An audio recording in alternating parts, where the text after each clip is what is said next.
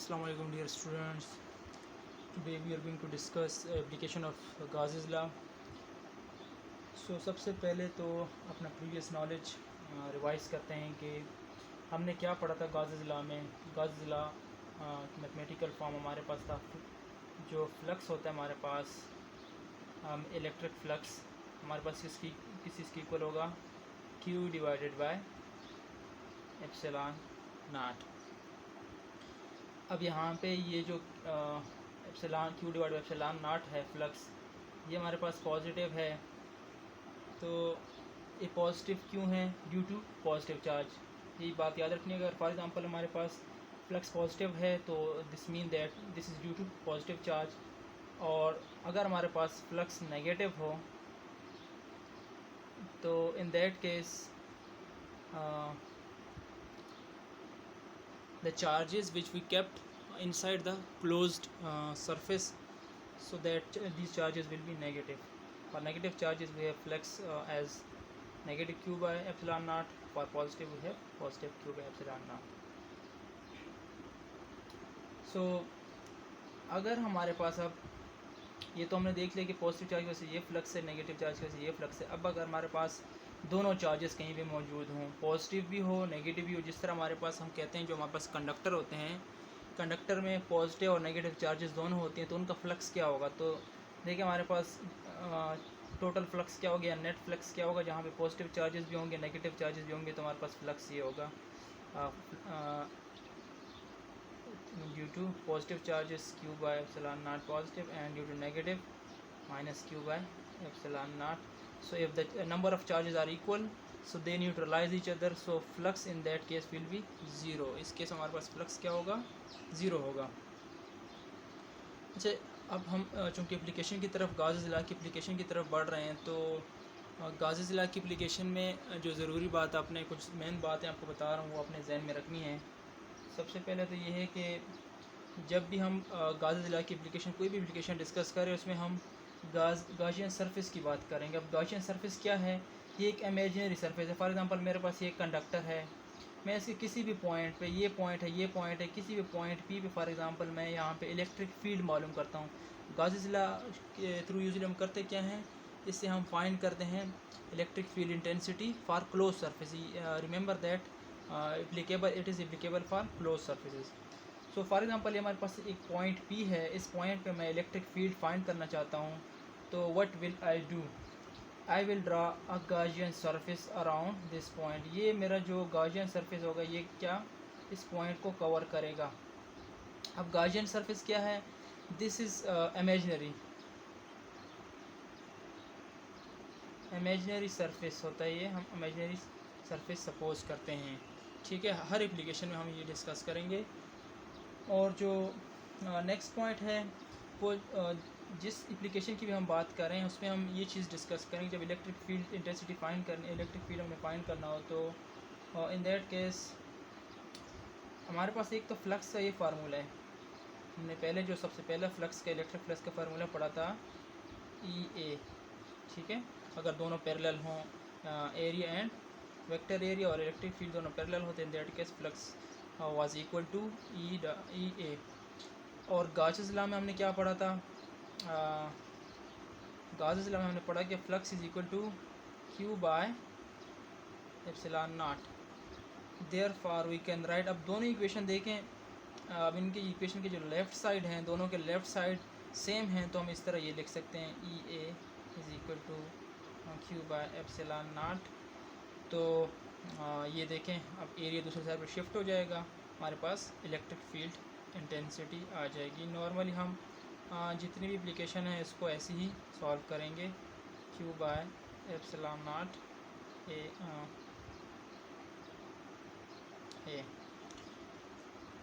ठीक है, तो नेक्स्ट अब इसके बाद जो है हमने जो बात याद रखनी है वो पहले ही खैर मैंने बता दी कि जो कंडक्टर है हमारे पास उसके अंदर जो पॉजिटिव चार्जेस होते हैं और नेगेटिव चार्जेस होते हैं वो क्या होते हैं हमारे पास, इक्वल होते हैं. वो इलेक्ट्रिकली न्यूट्रल होता है. ठीक है, तो उसका जो नेट फ्लक्स होता है हमारे पास किसी भी कंडक्टर का तो वो हमारे पास क्या होता है, ज़ीरो होता है. क्योंकि मैं यहाँ पे पहले लिख चुका हूँ इसलिए ये ज़ीरो होगा। अब ये जब ज़ीरो होगा तो ये तो हमने इसके थ्रू निकाल लिया, गाजेस ला के थ्रू निकाल लिया कि नेट फ्लक्स क्या है हमारे पास ज़ीरो है। तो इसके अलावा हमारे पास फ्लक्स का ये भी रिलेशन है कि जो फ्लक्स है हमारे पास वो हमारे पास ई ए की भी इक्वल है, जो कि मैं पहले यहाँ पे लिख चुका हूँ यहाँ पे। तो इसलिए हम लिख सकते हैं फ्रॉम वन एंड, ये इस इक्वेशन से हम लिख सकते हैं ई ए इज़ इक्वल टू, हमारे पास आ जाएगा इक्वल टू ज़ीरो। ठीक है, अब इसके लिए फॉर एग्ज़ाम्पल यहाँ पे मैं फिगर भी ड्रा कर देता हूँ। ये फॉर एग्ज़ाम्पल हमारे पास क्या है, एक फिगर है। इसमें देखें number of positive negative charges equal होते हैं, तो इसको हम इलेक्ट्रिकली न्यूट्रल कहते हैं।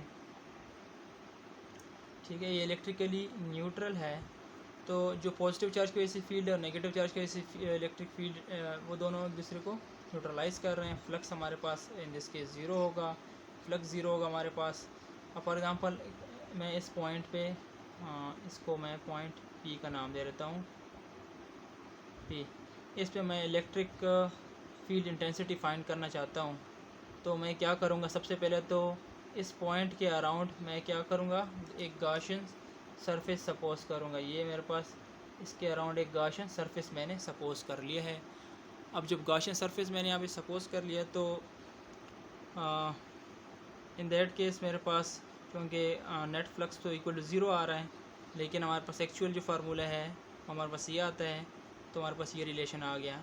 अब यहाँ पे ये जो गाशियन सरफेस है, ये एरिया जो है ये इसी गाशियन सरफेस का ही है। ये मेन पॉइंट बता रहा था कि जो एरिया है, ये जो गाशियन सरफेस लिया है, ये जो ए यहाँ पे है, ये इसी गाशियन सरफेस को रिप्रेजेंट कर रहा है, इसके एरिया को रिप्रेजेंट कर रहा है।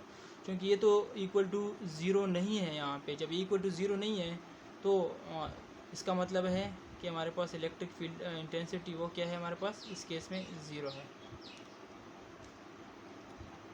So that is why we say that electric field intensity inside the metal or conducting sphere at any point it will be zero. Electric field intensity at any point inside the sphere will be zero. तो ये तो हमारा journal था, journal discussion हमने conductor के बारे में की। अब जो टॉपिक का मेन जो पर्पज़ है, जो टॉपिक है हमारा, वो क्या है जो डिस्कस कर रहे हैं हम, वो हमारे पास location of excess charges on a conductor। अब इस स्टेटमेंट का मतलब क्या है, ये हमने पहले पढ़ा न्यूट्रल चार्ज, न्यूट्रल कंडक्टर को पढ़ा। अब हम पढ़ेंगे फॉर एक्सेस चार्जेस की। फॉर एग्जांपल ये न्यूट्रल था, अब हमने खुद से इसको चार्जेस सप्लाई कर दिए, हम चार्जेस को प्रोवाइड किए हैं, उस केस में इलेक्ट्रिक इलेक्ट्रिक फील्ड इंटेंसिटी हमारे पास क्या होगा उस केस में। फॉर एग्जांपल मैं ये क्लोज सरफेस एक स्फेयर ले रहा हूँ, ठीक है। फॉर एग्जांपल एक स्फेयर हमारे पास, ये स्फेरिकल ऑब्जेक्ट मैं इसको सपोज करता हूँ, तो मैं इसके अंदर, इसके सेंटर में चार्जेस इंड्यूस कर लेता हूँ, कोई चार्ज इसमें इंसर्ट कर देता हूँ। अब उन चार्जेस के साथ क्या होगा, उस केस में क्या होगा, तो उसको देखते हैं उस केस को। फॉर एग्जांपल मैंने यहाँ पे चार्जेस प्रोवाइड कर दिए हैं, तो अब क्या होगा, क्योंकि ये तो न्यूट्रल है, जब हमने चार्जेस प्रोवाइड की तो इसके बाद क्या होगा, यहाँ से जो पॉजिटिव चार्जेस हैं इसकी फील्ड आउटवर्ड होगी, तो यहाँ पे जो पॉजिटिव चार्जेस होंगे वो आउटवर्ड निकल आएंगे, उन पर एक फ़ोर्स निकल आएगा, ऊपर की तरफ आउटवर्ड एक फ़ोर्स लगेगा सब चार्जेस पे, ठीक है। और जो नेगेटिव चार्जेस होंगे, क्योंकि पॉजिटिव इसको अट्रैक्ट करेंगे, तो नेगेटिव चार्जेस यूँ इनकी तरफ अट्रैक्ट हो जाएंगे। तो हमारे पास जो एक नेक्स्ट फाइनल जो फिगर बनेगा वो क्या बनेगा, वो कुछ यूँ बन जाएगा। ये जो सेंटर वाले चार्जेस होंगे, इन चार्जेस को न्यूट्रलाइज़ कर देगा। कौन न्यूट्रलाइज़ करेगी, ये जो नेगेटिव चार्जेस यहाँ से शिफ्ट हो गए हैं, तो ये न्यूट्रल हो जाएगा और इससे चार्जेस ख़त्म हो जाएंगे। तो पॉजिटिव चार्जेस जो हैं वो यहाँ पे सरफेस पे यूँ अपीयर हो जाएंगे हमारे पास, ठीक है। अब जब सरफेस पे चार्जेस आ गए तो नेक्स्ट हम अब क्या करेंगे, अब फॉर एग्ज़ाम्पल अभी हमने फाइंड करनी है electric field intensity inside this charge to which we provided excess of charges हमने प्रोवाइड किया। अभी इसके किसी भी पॉइंट पे सेंटर में मैं यहाँ पे जैसे सेंटर पे या किसी भी पॉइंट पे मैं एक पॉइंट पी पे मैं एक पॉइंट सपोज करता हूँ, यहाँ पे मैं इलेक्ट्रिक फील्ड इंटेंसिटी फाइंड करना चाहता हूँ। तो मैं क्या करूँगा, सबसे पहले तो ये पॉइंट पी है तो इसके अराउंड क्या ले लूँगा, गॉसियन सरफेस ले लूँगा। अब एक गॉसियन सरफेस मैंने ले लिया है। तो यहाँ पे अकॉर्डिंग टू गॉसेस लॉ के मुताबिक हमारे पास क्या होगा, जो फ्लक्स होगा वो किसकी इक्वल होगा, Q बाय एप्सिलॉन नॉट। अब चार्जेस ये देखिए, जिस पॉइंट की मैं बात कर रहा हूँ यहाँ पे तो कोई चार्जेस नहीं है, यहाँ पे तो कंडक्टर न्यूट्रल है, चार्जेस नहीं है। तो इस केस में मैं यूँ लिख सकता हूँ, तो मेरे पास जो फ्लक्स होगा वो इक्वल होगा किसके इक्वल होगा, 0 की इक्वल हो जाएगा। और आल्सो एक ये इक्वेशन, और सेकेंड हमारे पास हमें पता है कि जो फ्लक्स होता है हमारे पास वो इक्वल होता है E A के, product of E A, electric field intensity and area. So इन दो इक्वेशन से हम ऐसे लिख सकते हैं E A is equal to 0 compare करके। तो चूँकि यहाँ पे देखें ये जो गॉसियन सरफेस हमने ली है इसके एरिया तो 0 है नहीं, यहाँ पे देखें A can not be equal to 0, area can not be equal to 0, so therefore we can write जो इलेक्ट्रिक फील्ड इंटेंसिटी है वो 0 है। किसी भी पॉइंट पे सेंटर पे किसी भी पॉइंट पे इलेक्ट्रिक फील्ड इंटेंसिटी हमारे पास 0 होगी। अच्छा इसकी ओके स्टूडेंट्स, नेक्स्ट हमारा है डिस्कस करेंगे कि फॉर एग्ज़ाम्पल हमारे पास एक स्फेयर है जो कि अंदर से खाली है, होलो कंडक्टिंग स्फेयर। तो फॉर एग्ज़ाम्पल ये अंदर से खाली है, तो इन दैट केस किसी भी जहाँ पे खाली है अंदर से हॉलो पोजीशन किसी भी पॉइंट पे हम क्या फाइंड करना चाह रहे हैं, electric field intensity. For example ये एक पॉइंट है जिसमें मैं फाइंड करना चाहता हूँ क्या, इलेक्ट्रिक फील्ड इंटेंसिटी। यहाँ पे E क्या होगी, ये पॉइंट P है।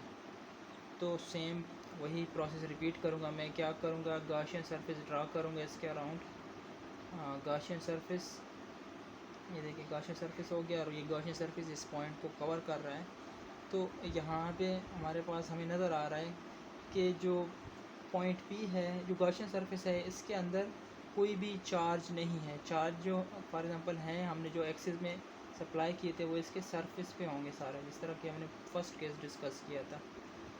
तो इसके सेंटर में यहाँ पे हॉलो पॉइंट पे किसी भी जगह पे चार्जेस नहीं है, तो चार्जेस इक्वल टू 0 हैं। तो अकॉर्डिंग टू गॉसेस लॉ हमारे पास जो फ्लक्स होगा वो Q by epsilon naught, Q हमारे पास 0 है तो 0 by epsilon naught that is equal to 0। And also हमें पता है कि जो फ्लक्स है वो इक्वल टू E A भी होता है। सो ये हमारे पास 2 या हमारे पास 1 और 2 को कंपेयर करके हमारे पास E A is equal to 0। अब हमें मालूम है कि एरिया क्या है, 0 नहीं हो सकता। गॉसियन सरफेस का कुछ ना कुछ तो एरिया होगा, वो 0 नहीं होगा। इसलिए कौन सा टर्म 0 हो सकता है, वो हमारे पास इलेक्ट्रिक फील्ड इंटेंसिटी। तो इसकी एक एप्लीकेशन बता दूं कि एक सफ़र के दौरान एक जहाज़ में पैसेंजर काफ़ी सारे ऑलमोस्ट 500 पैसेंजर सफ़र कर रहे थे, उस पर बिजली गिरी, लेकिन उसका नुकसान नहीं हुआ, कोई भी नुकसान नहीं है। क्योंकि इसका जो जहाज़ का जो अपर जो है वो शील्ड है, वो हमारे पास क्या कंडक्टिंग लेयर है, लेकिन जो उसका इंटरनल था वो हॉलो था। तो चार्जेस जो है उसके अंदर उसका फील्ड इनसाइड ज़ीरो था, लेकिन आउटसाइड उसका फील्ड, सारे चार्जेस जो है ना वो सरफेस पे आ जाएंगे, सरफेस पे ही रहेंगे, उसके अंदर उसका फील्ड 0 होगा। इसीलिए जो पैसेंजर थे उनमें किसी को भी नुकसान नहीं पहुंचा। जब स्टूडेंट नेक्स्ट इसमें थोड़ी सी और मज़ीद एक चीज़ पे बात की गई है, वो है फॉर एग्ज़ाम्पल हमारे पास एक होलो स्फेयर है। तो यहाँ पे फॉर एग्ज़ाम्पल मैं चार्जेस रख देता हूँ, तो इन दैट केस मेरे पास इसको शील्ड भी कर देता हूँ कंडक्टिंग लेयर से, कोई प्रोटेक्ट कर लेता हूँ कंडक्टिंग लेयर से। तो इन दैट केस यहाँ पे इनसाइड मेरे पास किसी भी पॉइंट P पे फॉर एग्ज़ाम्पल ये पॉइंट पी है, तो इस पे मैं इलेक्ट्रिक फील्ड इंटेंसिटी फाइंड करना चाहता हूँ। तो इन दैट केस भी हमारे पास ये पॉजिटिव चार्जेस हैं जो ट्रांसफ़र तो नहीं हो रहे, लेकिन इसकी वजह से यहाँ पे नेगेटिव चार्जेस अपीयर हो जाएंगे। ठीक है, तो हम इस पॉइंट पी पे जब इलेक्ट्रिक फील्ड इंटेंसिटी मालूम करना चाह रहे हैं तो इसके थ्रू यहाँ पे हम गाशियन सरफेस ले लेंगे, लेकिन यहाँ पे हमारे पास देखिए नेगेटिव चार्जेस अपीयर होंगे और पॉजिटिव चार्जेस यहाँ पे अपीयर हो जाएंगे इलेक्ट्रोस्टैटिकली, वी नो। तो यहाँ पे देखिए जितने पॉजिटिव चार्ज का फील्ड उतने नेगेटिव चार्ज का फील्ड है, तो फील्ड यहाँ पे हमारे पास क्या हो जाएगा, ज़ीरो हो जाएगा यहाँ पे। या ये कह सकते हैं कि जो गाशियन सरफेस जितने पॉजिटिव चार्जेस इनक्लोज कर उतने नेगेटिव, तो हमारे पास जो नेट फ्लक्स होगा यहाँ पे भी वो भी ज़ीरो होगा, और इस केस में भी हमारे पास जो इलेक्ट्रिक फील्ड वो ज़ीरो होगा, न्यूट्रल हो जाएगा हमारे पास।